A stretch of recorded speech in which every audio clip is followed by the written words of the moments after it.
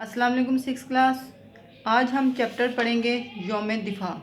यौम दिफा के क्वेश्चन आंसर करेंगे हम। क्वेश्चन है इसका फर्स्ट वाला, यौम दिफा क्यों मनाया जाता है। इसका जवाब हम यहाँ से लगाएंगे। हर साल यौम दिफा 6 सितंबर को मनाया जाता है।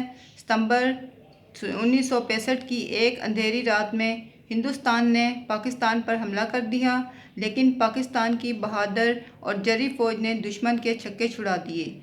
यहाँ से लेकर यहाँ तक पहले सवाल का जवाब है। नेक्स्ट क्वेश्चन है हमारे पास, लाहौर में यौम दिफा की तकरीब कहाँ मुनक्किद होती है। इसका जवाब हम इधर से लगाएंगे। यौम दिफा की एक अहम तकरीब हर साल लाहौर के फोर्ट्रेस स्टेडियम में मुनक्किद की जाती है। ये दूसरे सवाल का जवाब है। नेक्स्ट क्वेश्चन है हमारे पास, फ़िज़ा किस चीज़ से गूंज रही थी।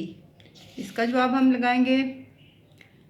फ़िज़ा लाउड स्पीकर पर नशर होने वाले तरानों से गूंज रही थी। यहाँ से लेकर यहाँ तक है। नेक्स्ट क्वेश्चन है हमारे पास, चौथा सवाल है, तकरीब का बाकायदा आगाज़ कैसे हुआ। इसका हम जवाब लगाएंगे। तकरीब का बाकायदा आगाज़ तिलावत कुरान पाक से इसका बाकायदा आगाज़ हुआ। नेक्स्ट क्वेश्चन हम देखेंगे, पाँचवा सवाल है, तिलावत और नात के बाद क्या पढ़ा गया। पाँचवा सवाल हम देखेंगे, तिलावत और कुरान पाक के बाद इसके बाद कौमी तराना पढ़ा गया। तिलावत और कुरान पाक के बाद कौमी तराना पढ़ा गया। उसके बाद नेक्स्ट क्वेश्चन है, नाजरीन ने फ़ौजी जवानों को किस तरह दाद तहसीन दी।